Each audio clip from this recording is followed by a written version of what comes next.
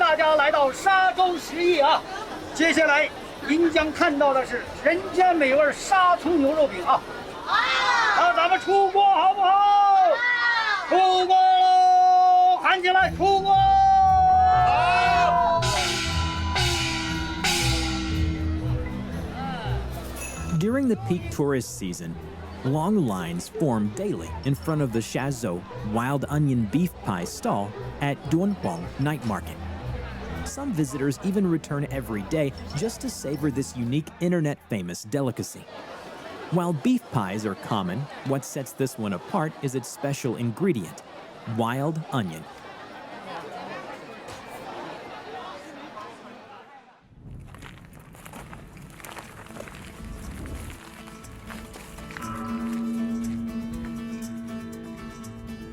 As summer arrives, every rainfall beneath the Chilean mountains excites food lovers. A delicacy begins to sprout, a wild plant that grows after the rains known as Allium mongolicum, a species of wild onion from the Allium genus. In the Amaryllidaceae family, many Dunhuang locals time their harvest perfectly, picking the wild onion 3 to 5 days after rainfall when it reaches peak freshness, then preparing it with care for their dishes.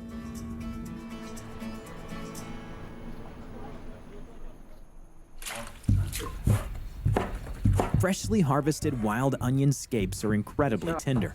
When cut open, you can see their fine, hollow cores, as if they are still breathing.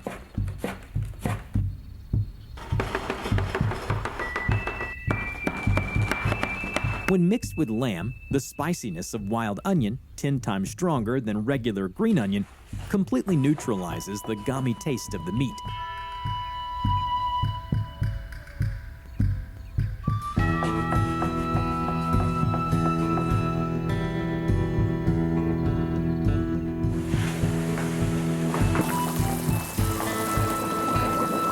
The bold, intense flavors of wild onion lamb dumplings make them an irresistible temptation for the taste buds.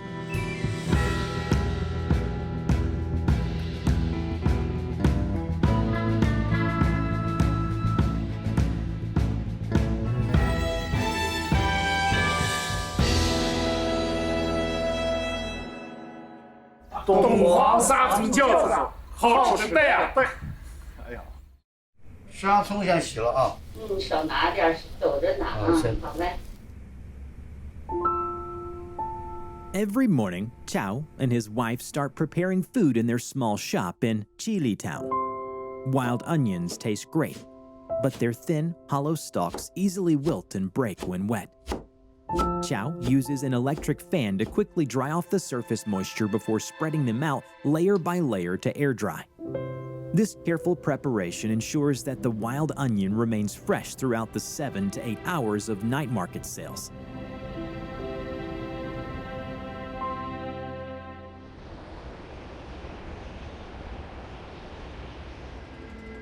Unique flavors come from unique ingredients. To create a one-of-a-kind pie, in addition to adding wild onions, Chao selects yak meat from the Chilean mountains. These yaks live in a semi-wild life, free from labor, grazing in natural grasslands. The pristine highland air, fresh water, and abundance of wild herbs contribute to the yak meat's distinctive flavor. Rich aroma and high protein content, far superior to that of ordinary cattle.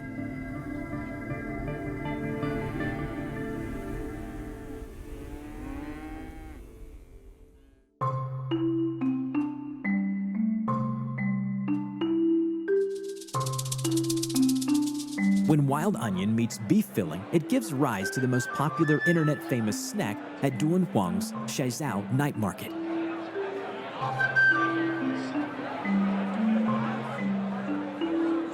With crispy, flaky layers of pastry and a juicy, tender filling, the sharp spiciness of wild onion merges with the rich, wild aroma of yak meat.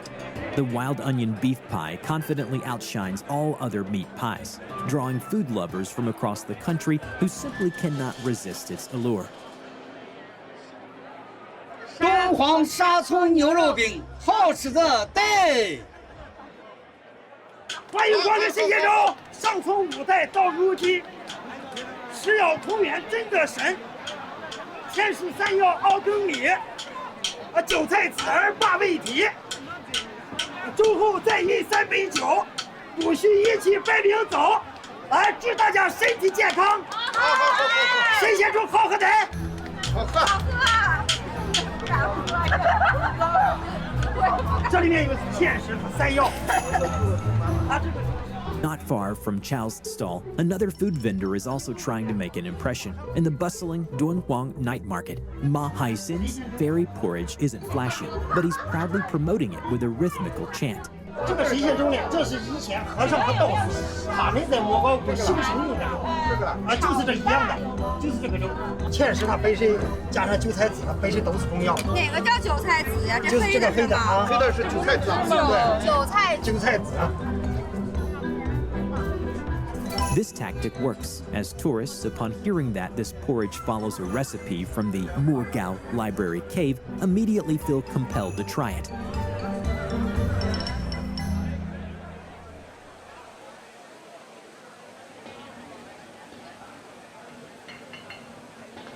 The manuscripts from the library cave record over 700 types of food, showing us what ancient Dunhuang people ate and how they ate it. Ma Haixin's fairy porridge recipe is based on the Dunhuang manuscripts and is the earliest surviving yam porridge recipe in China. Though Ma Haixin's chanting may be rough around the edges, his fairy porridge is authentic, meticulously prepared according to a Tang Dynasty recipe. The profit from each bowl is minimal, but Ma is dedicated. To him, this is a way of preserving the millennium-old cultural heritage of Dunhuang.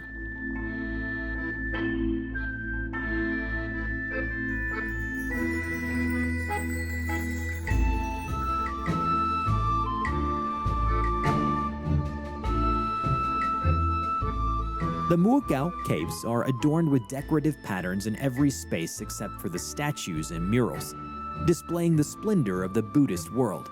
The most elaborate of these is the intricate painted caisson ceiling in the center of the cave roofs.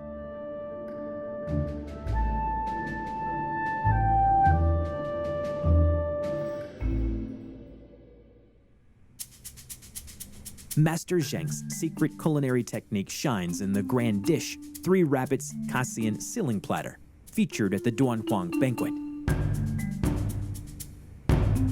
The dish combines egg yolks, chicken breast, shrimp, and pork fat to make a paste, wrapped in seaweed and arranged with egg rolls, ham, purple sweet potatoes, and radishes to form the pattern of leaves.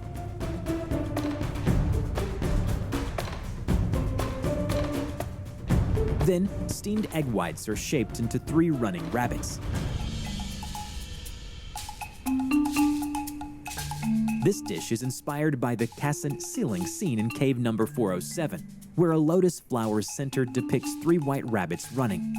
While the dish is delicious, its true essence lies in the cultural connection to the Mogao Caves.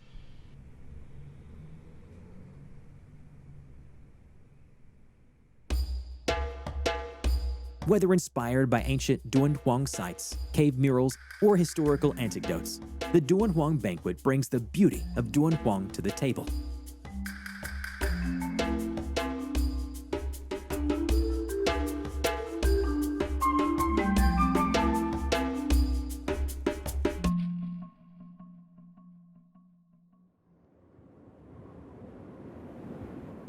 A heavy winter snowfall transforms Dunhuang into a mystical hidden wonder, with the rare snow replenishing the parched land.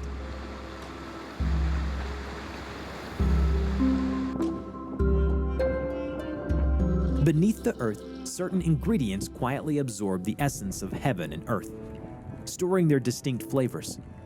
One such ingredient is desert thumb, an herb that parasitizes the roots of red willows. In temperatures as low as -20 degrees Celsius, this plant thrives. Locals say in the depths of winter, desert thumb rivals ginseng. It spends most of the time hidden beneath the sand, only emerging to flower. After being cleaned of sand and gently scraped to remove its scale-like outer layer, the herb's tender, moist flesh is revealed. When steamed and pressed into a paste, its natural sugars and collagen are released, making it a nourishing remedy known for replenishing energy and slowing aging. Dough mixed with the paste becomes softer and more glutinous. And when fried, it releases a rich, sweet aroma.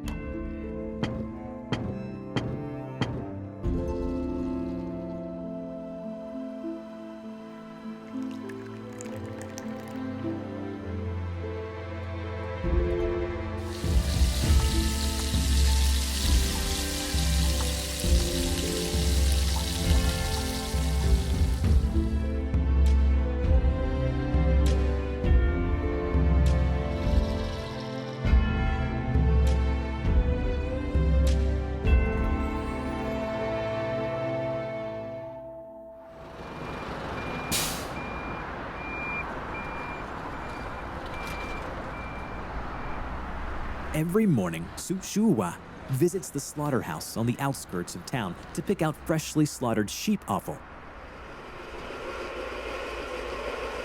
改费，要把改费拿来。就光非常那些。 Sheep offal is sold as a set, including the stomach, intestines, liver, heart, and lungs. His shop only serves one traditional Dunhuang dish, stir-fried sheep offal.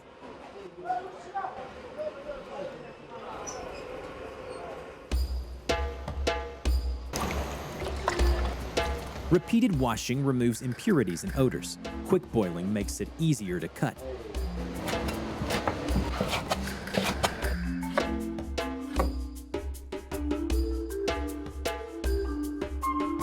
Sheep offal is naturally low in fat, which may not be satisfying for those who crave richness.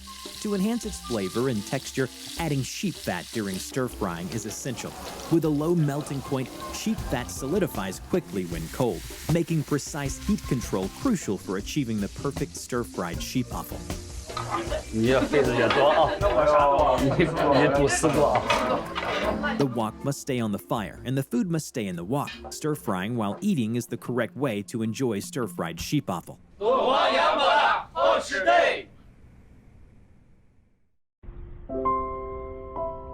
In the spring of 1941, to trace the true artistry of Chinese painting from the Jin and Tang dynasties, Zhang Daqian brought his family to the Mogao Caves. Over 2 years and 7 months, he copied more than 270 murals, which marked the most important turning point in his artistic career. Zhang became a master known for blending the ancient with the modern. His culinary creation, Daqian cuisine, is as renowned as his paintings. He once said, "In terms of art, I am better at cooking than painting."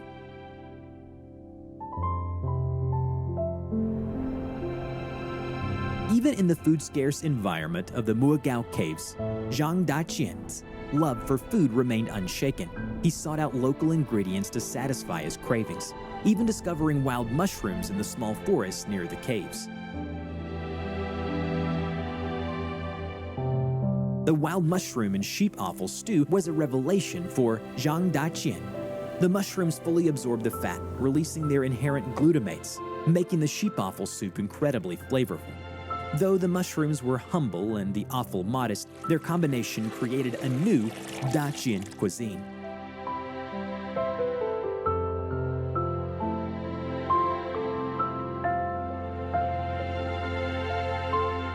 While copying the Bodhisattvas in the caves, Daqian also noticed that the Mogao murals often depicted scenes of slaughtering pigs and sheep. According to the Dunhuang manuscripts, during the Tang and 5 dynasties periods, about 32 kilograms of wheat could be exchanged for 1 sheep. It seems that sheep were not cheap at that time. When Zhang Daqian left the Mogao Caves in 1943, he secretly gave a hand-drawn map to Cheng Shuhong, a painter from Paris, marking the secret locations of wild mushrooms around the cave area. He shared this culinary secret with Cheng Shuhong.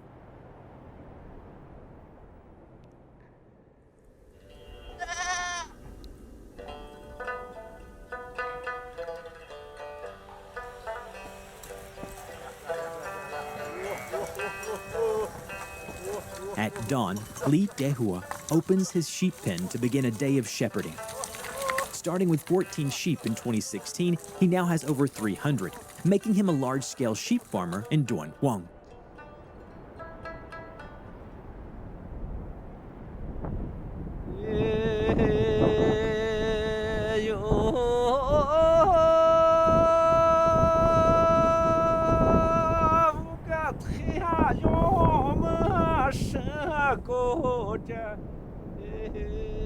Life as a shepherd is lonely and tough, but Li Dunhuang is an optimist who enjoys making the best of it. Even in the Gobi Desert, he manages to make a tasty lunch.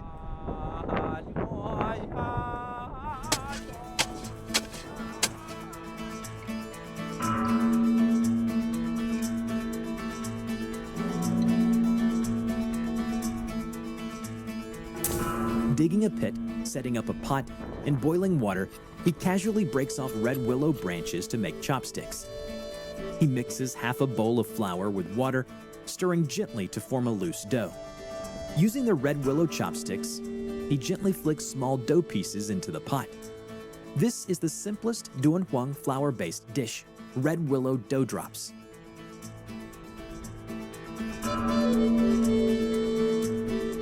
In the wilderness, a bowl of hot dough drops is the ultimate comfort food for shepherds.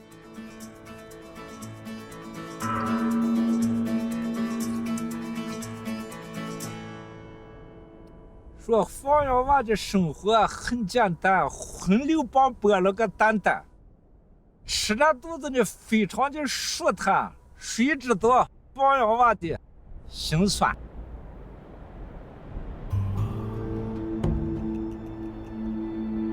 Red willow dough drops is a dish left behind by Silk Road merchants. During long journeys with limited cooking utensils, a bowl of dough drops made from readily available ingredients provided comfort and warmth to many travelers in the cold wilderness.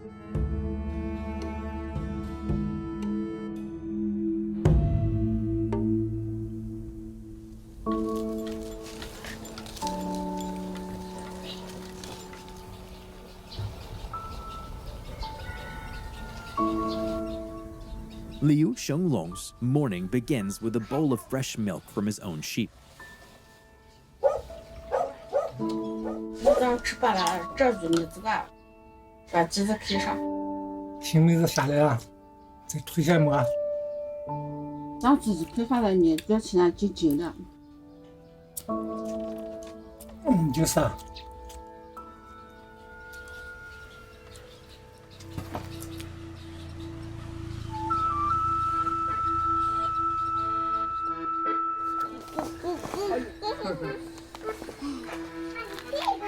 Every year, when the new wheat arrives, Liu Shenglong can't wait to grind a bag of fresh flour to make steamed buns. 今年的米子啊，比去年熟得好。The village's only old mill has become popular again in recent years. 哦，今年的米子不。 After comparison, the villagers still believe that the flour from the old mill is more fragrant, free from additives, and preserves the wheat's natural aroma and nutrients to the fullest.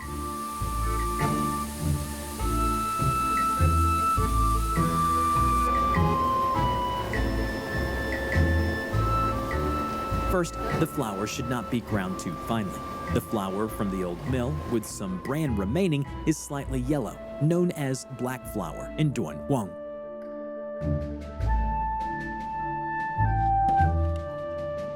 The bran is rich in protein, minerals, and dietary fiber, offering excellent extensibility and swelling properties.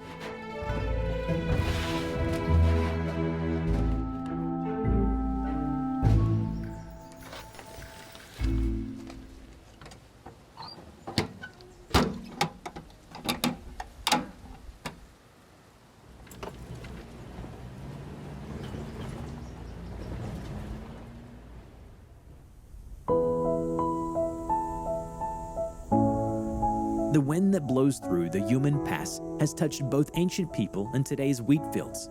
Wheat is not native to China. It was introduced from Central Asia around 4,000 years ago. After the Han Dynasty, it became the staple food of northern China.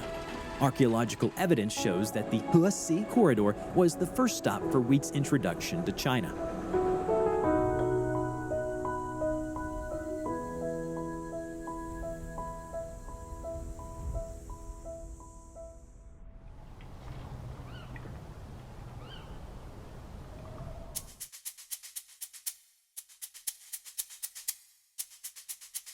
Although there are various leavening agents available today, Liu Xionglong's wife still uses old yeast to ferment the dough. Although it takes longer, the steamed buns are fluffy and firm.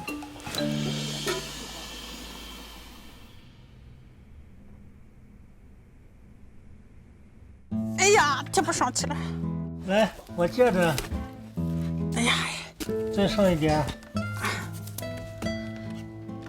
Dunhuang's summer climate is hot, and steamed buns cannot be stored for long. In the days without refrigerators, drying was the only way to preserve them. Hence, the Dunhuang custom of breaking and drying buns emerged. The elderly couple breaks each freshly steamed buns into 4 pieces and dries them on the roof. The intense sunlight and dry wind quickly remove the moisture. After 2 days, the sun-dried buns are ready.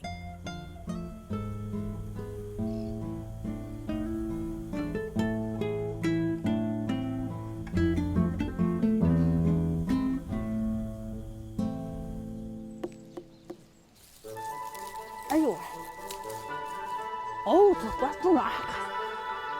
Long hours of sunlight, significant temperature differences between day and night, and arid sandy soil, seemingly 3 geographical disadvantages, have become the advantages of Dunhuang's watermelons, making them sweet and grainy. Watermelons and muskmelons were introduced to China via the Silk Road during the Western Han Dynasty. As the first stop, Dunhuang has long been known for its delicious melons. There are records of the Eastern Han royal family receiving muskmelons as tribute from Dunhuang. 吃饭啦，瓜婆嬷嬷。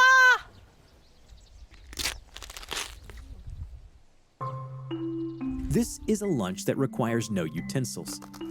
The thin-skinned, grainy melon easily splits open with a gentle pinch. The dried bun pieces serve as utensils. When the dried buns soak up the melon juice, their dry pores eagerly absorb the liquid, creating a texture that is both soft and crisp with a sweet flavor. 哎呀，这瓜就是甜，上是淡淡，还是淡淡。